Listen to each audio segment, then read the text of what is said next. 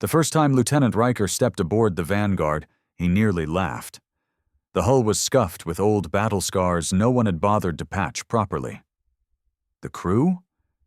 Half of them looked like they'd been scraped out of the bottom of a bar fight. The engine room smelled like burnt copper and regret. And the command deck had one working holoscreen.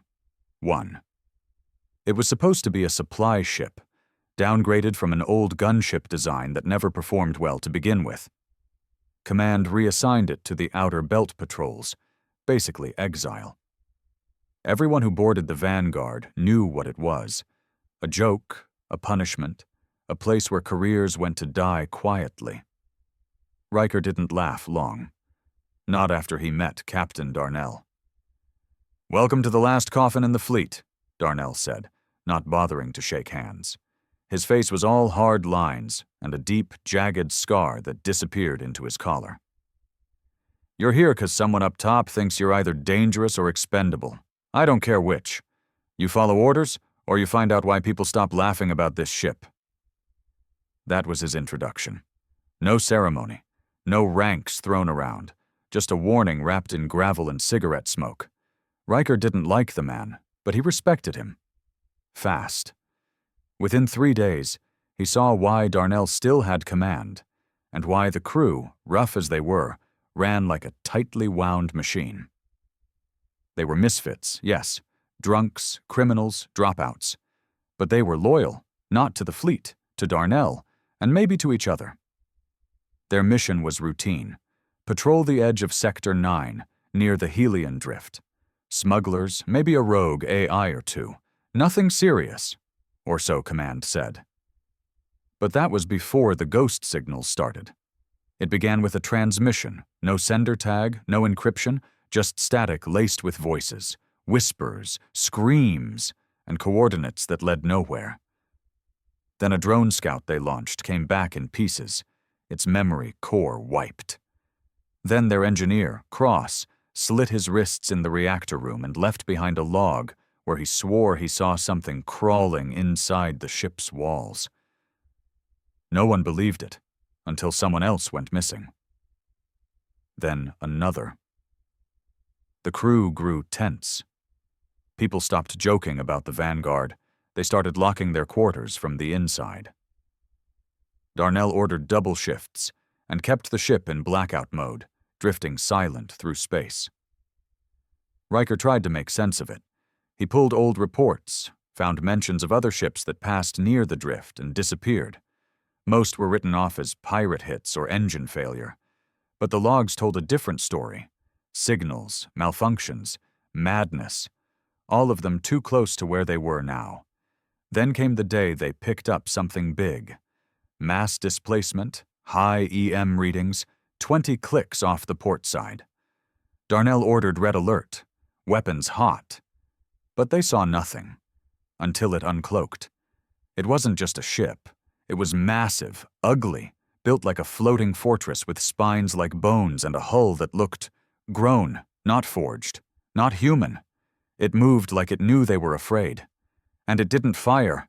It just hovered. Riker couldn't move. No one could. Darnell finally barked an order. "Retreat!" Max thrust. But before they could even turn, the thing sent a pulse. Everything shut down. Lights, engines, weapons, even air circulation. The Vanguard was dead in the water. And that's when the whispering started again. This time from inside their own ship.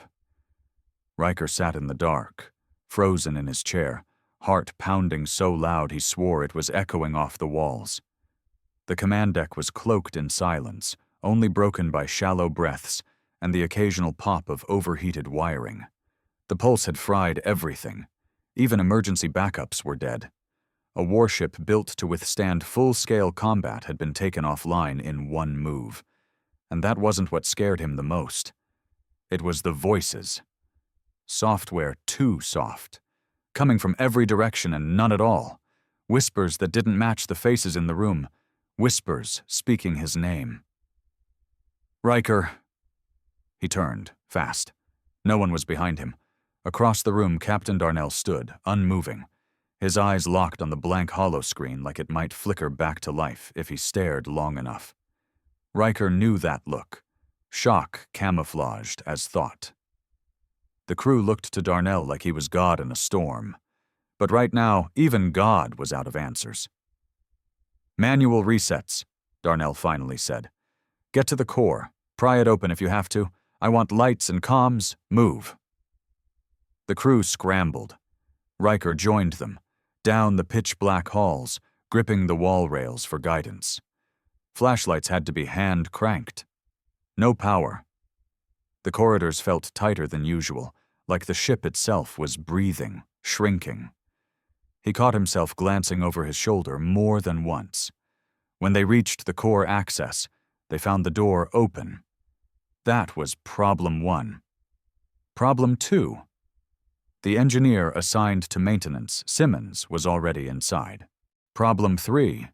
He was strapped to the core's override lever, eyes wide, mouth hanging open like he'd tried to scream and never finished.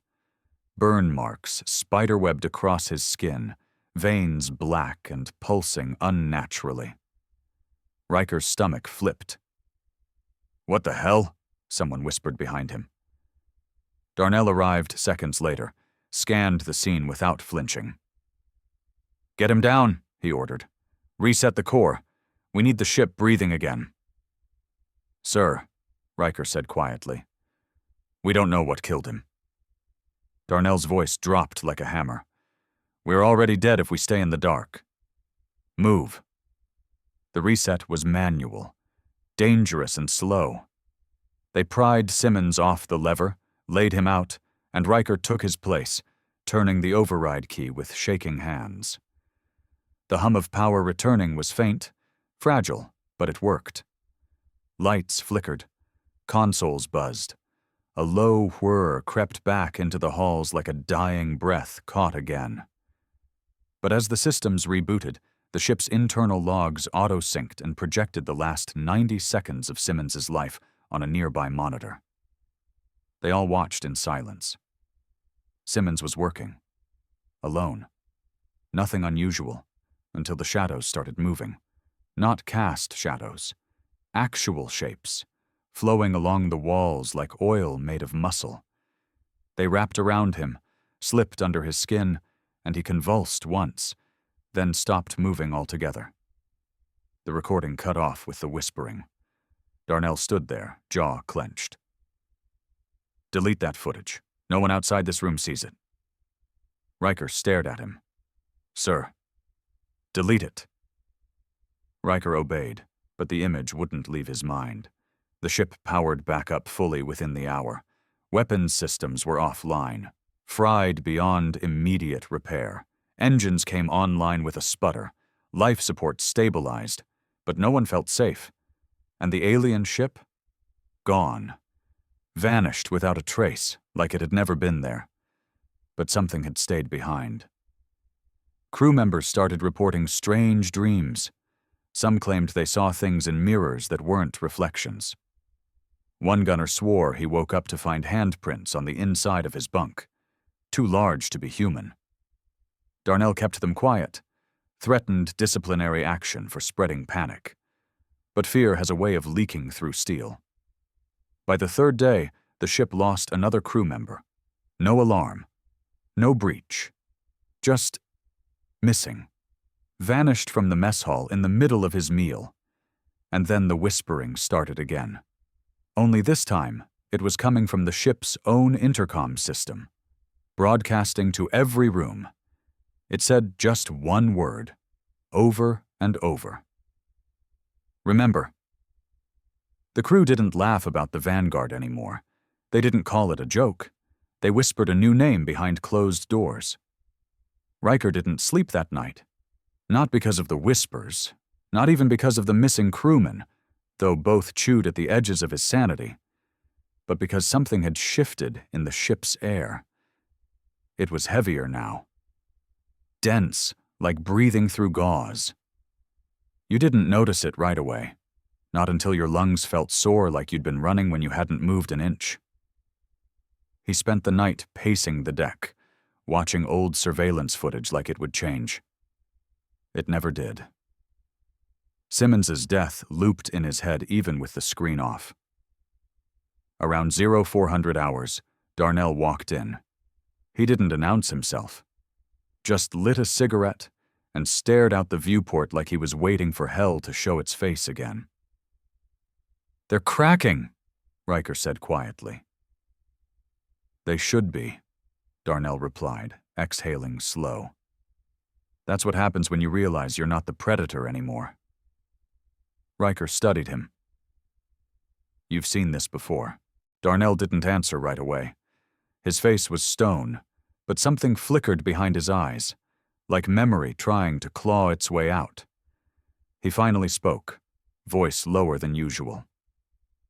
"There was a recon mission, 4 years back. Hellion Drift, same coordinates Command sent us. I wasn't captain then, just security. Ship's name was Iron Soul. We picked up something alien, like a distress signal but wrong. It pulled us off course." He took another drag, his hand not quite steady.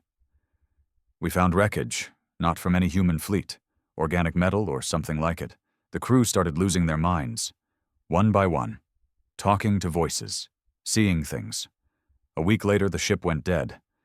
I was one of 5 survivors. Only reason I'm alive? I blew the engines and drifted in an escape pod for 6 days until a mining freighter picked me up." Riker felt a chill crawl down his spine. "And you didn't report it?" "I did." Darnell turned to face him. "They said I imagined it. PTSD. Debriefed me, reassigned me to the graveyard of ships, Vanguard. I wasn't supposed to come back to space. And now you're here again." "Yeah," Darnell muttered, grinding the cigarette out on the console. "Looks like whatever that thing is, it never left." They were interrupted by a proximity alarm, weak but audible. Riker lunged for the console and pulled up the display. Not a ship, a body, floating in space, just outside their hull. He zoomed in, his breath caught. It was the missing crewman, Delaro. His body frozen, face twisted in terror, but no visible injuries, just like Simmons, like something had pulled the life out of him without breaking skin. Darnell said nothing, just ordered retrieval. They brought Delaro in, stored him in the medbay, and posted 2 guards outside the door. Riker didn't argue, even though he knew deep down guards were useless against whatever this was. That night, the whispering changed. It wasn't random noise anymore. It was rhythmic. A pattern. Almost like a message. Riker ran it through a translator system, just to see. And that's when things truly crossed the line. It was in a dead language. One they'd found etched into ruins on Mars over a decade ago. A language older than human civilization. He pieced together what little he could. "We remember the fire. We remember the betrayal. We are still here." That same night, one of the guards outside the medbay shot himself. The other swore Delaro's body had moved. No one went near that room after that. Riker took his findings to Darnell. "This isn't an attack," he said. "This is a punishment. We stumbled into something ancient, and it wants us to suffer first." Darnell didn't argue, didn't blink. "We're leaving," he said. "Screw command. We're getting out of the drift. Engines are up. We jump at dawn." Riker felt relief, for a second, until he saw the new log blinking in his console queue. It was auto-recorded, 5 minutes ago. No one had accessed the system. He opened it. The screen flickered. It showed the bridge. Empty. Then a tall shadow passed through, slow and silent, its shape shifting with every step. And as it reached the captain's chair, it sat down. Waited. Like it knew they weren't going anywhere. Riker didn't tell Darnell about the shadow footage. Not right away. He wasn't sure if he was protecting the captain or trying to hold on to the last thread of control they still had. Maybe both. Either way, he deleted the log. Then sat in the silence for a long time, trying to understand what kind of intelligence they were dealing with. This wasn't just some alien beast lurking in the shadows. It was something far worse. It was waiting. By morning, the crew had reassembled on the command deck. Faces hollow, eyes bloodshot. No one had slept. No one spoke above a whisper. Darnell stepped in and took his place like always, calm and composed.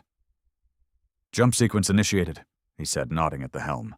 "We're leaving this cursed sector." Riker stood at the engineering console, double-checking systems.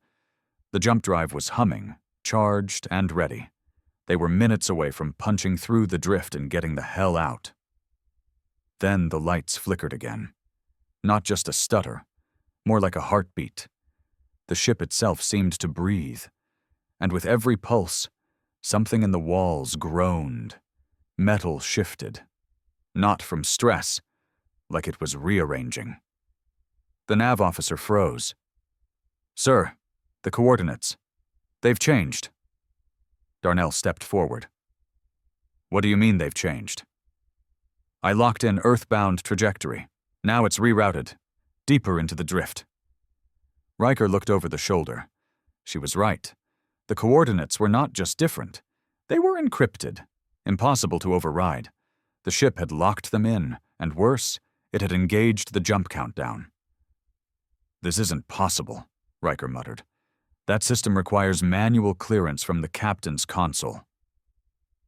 Darnell turned toward his own panel and saw the worst, a black handprint, burned into the glass. Before he could speak, the ship jumped. Not a clean jump. Not the smooth, star-blurring tunnel of light they were used to.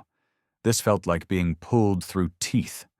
The ship screamed, a high-pitched metal-on-metal wail like it was being torn in half.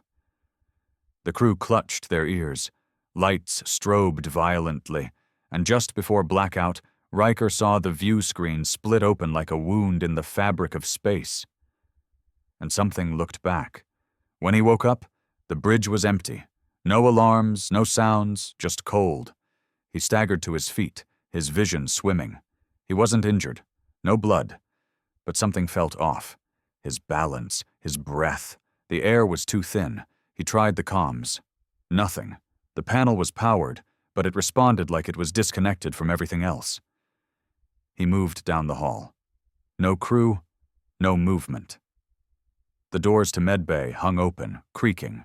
He didn't want to go in, but he couldn't stop himself. Delaro's body was gone. Only a smear of black on the floor remained, shaped like wings. He found the others, eventually, one by one. All of them unconscious, scattered across the ship like dolls, some in hallways, some in locked rooms they shouldn't have been able to access. Riker dragged them to the bridge, woke who he could. Darnell came to last. He sat up slowly, eyes wide, like waking from a nightmare he couldn't remember. Then he whispered, "We didn't jump space." Riker swallowed hard. "Then where the hell are we?" The view outside offered no answers, just darkness, but not the black of space. This was deeper, like staring into an unlit ocean trench. Occasionally, faint movements stirred, shapes, massive and slow, swimming just beyond visibility. They weren't in any known sector. They weren't even in real space anymore. They were in something else, a purgatory between places, a trap. And someone, something, had brought them here deliberately. That's when the ship started talking. Not the AI, the ship. Its voice was low, mechanical, but human enough to chill the bones. "You are in our memory now," it said through every speaker. "You will see what we saw. You will suffer what we suffered." The screens lit up, thousands of images flashing like nightmares, worlds on fire, skies cracking, beings made of light being devoured by shadow. A war so ancient and brutal it hadn't left behind ruins, just scars in space. And at the center of it all, a ship, one just like the Vanguard, the same frame, the same nameplate. It had happened before, and history was hungry to repeat itself. The silence after the voice cut out was unbearable. It wasn't just quiet. It was charged, like the air was waiting for someone to scream. Riker leaned against the cold steel console, watching the endless void on the main screen, his mind spinning through possibilities that didn't exist in any training manual. This wasn't a mission anymore. It wasn't even survival. It was psychological warfare, and they were losing. Darnell stood behind him, arms crossed, breathing slow but deep. He looked composed, but Riker saw the twitch in his jaw, the way his fingers tapped against his sleeve. The captain was on edge, and that meant things were worse than they looked. "We're in a memory," Riker muttered. That's what it said. "A prison," Darnell corrected. "Memories that kill." The crew started gathering again, those who had woken. Some hadn't. A few were missing completely. Gone. Their bunks still made. Personal items untouched. Vanished like they'd never existed. And then the hallucinations began. First was Chen, the comms tech. He started hearing his mother's voice. Dead 15 years. Said she was outside the ship, asking to be let in. He ripped open the airlock and was sucked into the black before anyone could stop him. His scream echoed long after the door sealed again. Then came Foster, one of the gunners. He claimed he saw himself in the mirror, older, eyes hollow, whispering, "You killed us all," over and over until he smashed the glass with his fists and bled out in the medbay. They were unraveling. Whatever force had taken them had studied them first. Knew their fears, their regrets, their ghosts. Riker found it hardest at night, if it could even be called night in a place without a sun. Sleep was dangerous. Dreams were doors. And something on the other side was trying to step through. It was on the 4th day of drifting in the void that the voices changed again. This time, they spoke in his voice. "You brought them here, Riker," the ship whispered while he worked alone in engineering. "You fixed the core. You enabled the jump. You opened the door."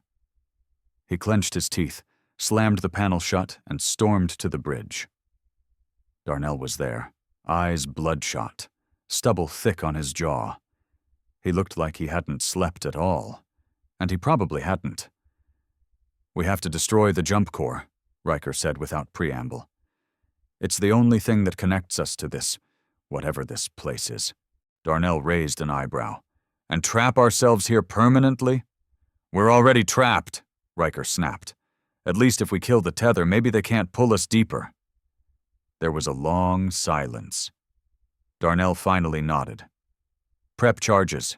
We do this fast and clean. I'll cover you myself." They made their way to the engine room. Riker planted the charges. Darnell stood watch, shotgun slung over his shoulder. Every shadow seemed to ripple. Every noise sounded too human. Then the wall opened. Not mechanically, not physically. It just peeled back, like paper soaked in oil, and through it stepped a figure that wasn't quite real. Tall, thin, wrong. Its skin shimmered like liquid glass. Its face was a smear of features that tried to imitate human emotion, but failed. It didn't speak. It just looked at them. Darnell didn't hesitate. He fired. The buckshot passed through the thing like smoke. It didn't flinch. It reached forward, and Darnell's weapon melted in his hands. "Riker!" he barked. Riker hit the detonator. The core lit up in a blinding burst of white, and then silence. Darkness. Riker woke up again, on the floor of the bridge, alone, no alarms, no whispering, just stillness. The core was gone, vaporized. The ship was adrift, no power, no way to jump. But the presence? It was gone, at least for now. But something had changed in him. He could still feel it, like it had left something behind. A seed. And it was starting to grow. The cold was the first thing Riker noticed when he came to. Not the chill of failing life support. Something deeper, colder. The kind of cold that came from inside, like his blood had turned to frost and was circulating shards of ice through his veins. He sat up slowly, wincing at the ache in his joints. The bridge was silent, stripped of color, lit only by the emergency red hue of a single backup power cell blinking near the helm. Darnell was gone. So was the rest of the crew. Again. Riker called out. No answer. He checked the internal tracking system. Minimal function, barely online. What it did show made his skin crawl. Only one life sign registered. His. But that couldn't be right. He remembered others still alive before the explosion. He remembered Darnell beside him. The gun. The creature. The core detonating. His head throbbed. Sharp electric pain right behind his eyes. He staggered to the medical bay, running on instinct more than anything else. The corridor had changed.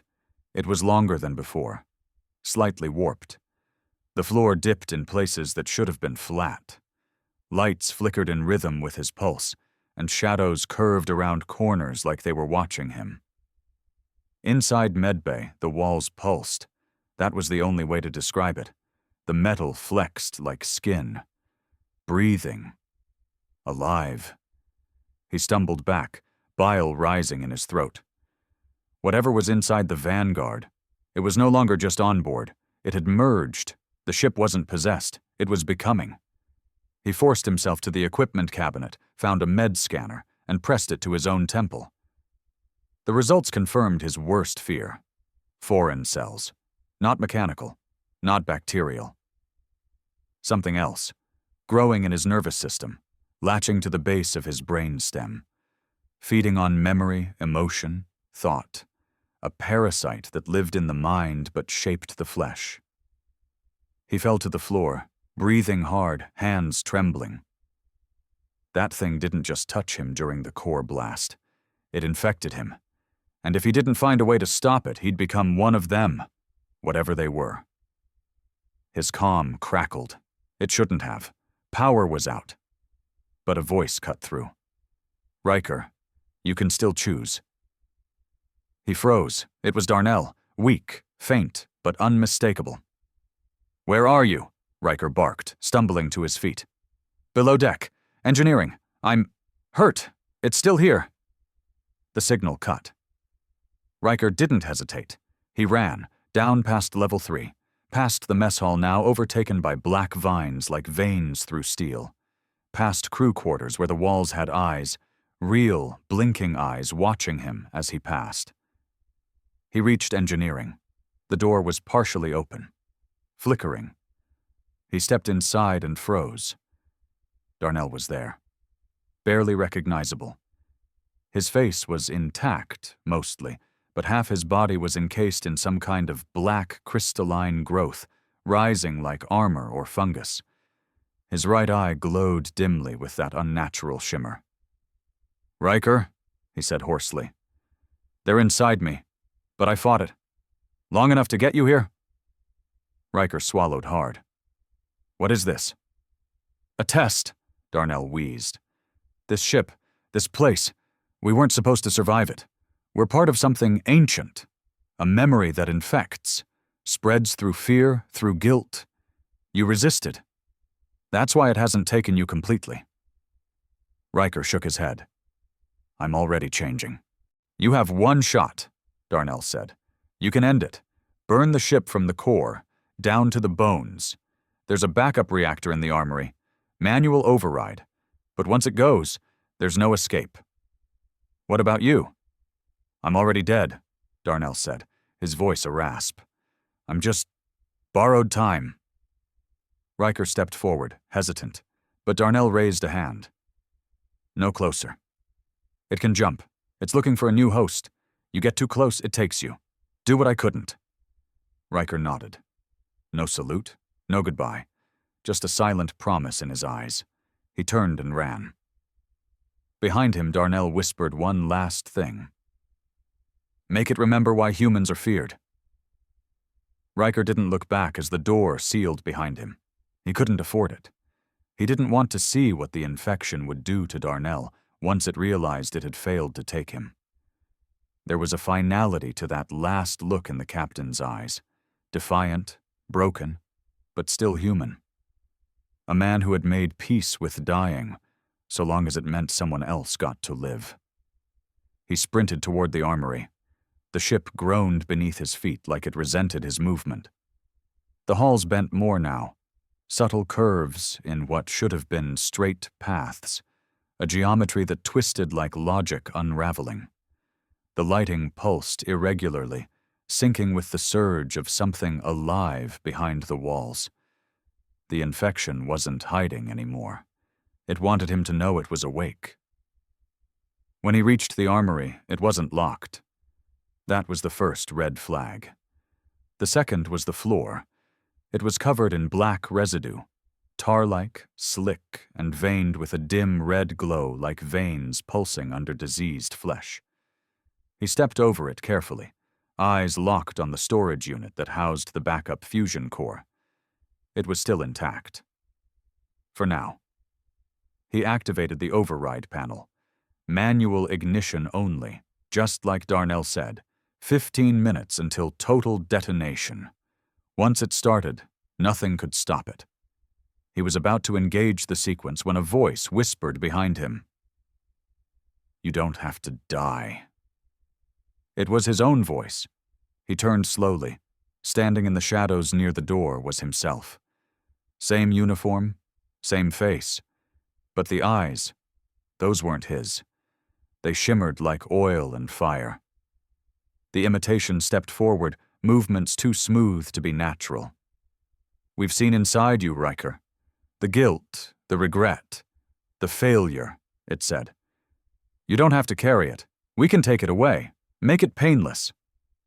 Eternal Riker laughed bitterly. "You think I want to forget?" "You already have," the copy said, smiling with his face. "This isn't your first trip. You came here before. You led the last crew. Do you remember their screams? Their faces?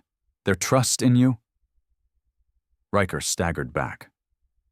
The pain behind his eyes spiked again, visions slamming into him like freight trains. He saw it. Another crew. Different faces. Same ship. Same nightmare. Him in command. He saw himself trying to save them. And failing. They'd died because of him. Because he didn't destroy the ship the first time. Because he believed he could fix it. "Now you remember," the thing said. "It's why we chose you again. Because you're weak. Because you'll break." Riker stared at the core, trembling. Then he reached out and engaged the ignition. The countdown started. 15 minutes. "No," the thing said. "You're making the same mistake again." Riker drew his sidearm and fired. The copy stumbled back, but didn't fall. Its body rippled, twisting into something taller, darker, made of shadow and bone and all the things that lived in the corners of memory. "You won't make it out," it hissed. "I'm not planning to." He ran. The ship screamed around him. Alarms wailed. Hulls cracked. The infection flared like wildfire across the corridors, walls sprouting tendrils, doors warping into teeth. As he passed crew quarters, he saw glimpses. Not people, not ghosts, memories, faces of those he'd failed. Darnell, Simmons, Delaro, Chen, all of them staring. Silent, condemning. He reached the bridge, sat in the captain's chair one last time, looked out into the void. The shapes beyond the glass stirred again. Massive, impossible things that had been watching. Waiting. "I remember now," he whispered. He closed his eyes, and the Vanguard exploded in a bloom of white fire and pure silence. No wreckage, no transmission, just absence. They never recovered the Vanguard. Not a scrap. Not a ping. One moment it was drifting near the Helion drift, a ghost with a cursed past. And the next, it was gone. Official reports marked it as lost during unauthorized deep space traversal, wrapped in bureaucratic language and filed away like it never mattered. But people talked, Fleet engineers whispered about impossible energy readings picked up moments before the Vanguard vanished. Readings that matched no known propulsion, no known weapon, and no known life form.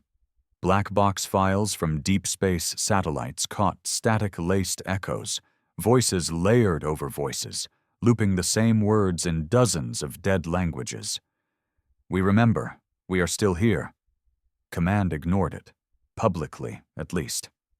Quietly, they sealed Sector 9. No more patrols, no more exploration requests, no flights permitted within 100 clicks of the drift. Some said it was to prevent further loss. Others said it was too late. The infection had already spread. Because Riker didn't die. Not really. In the weeks that followed the Vanguard's disappearance, isolated stations started reporting strange incidents. Sleep disorders, hallucinations, systems rebooting themselves with no input, AI whispering in voices that weren't programmed. And in one quiet mining outpost on the edge of known space, a new crew was assigned a reactivated vessel for supply runs. A refurbished hull, old parts from decommissioned ships, the nameplate welded back on without a second thought. Vanguard. They didn't know where the parts came from. No one asked. No one cared. But the first night they powered the ship, the lights flickered. The walls groaned, and one of the crew reported a dream. He said he saw a man in a captain's chair, alone, burned but alive, eyes full of fire and memory, and a whisper in the dark that followed, "The cycle begins again." Riker wasn't gone. He was part of it now, not entirely consumed, not entirely saved, a sentient scar buried in the bones of a ship that would never die. Waiting, watching, ready for the next crew, the next mistake, the next memory to devour.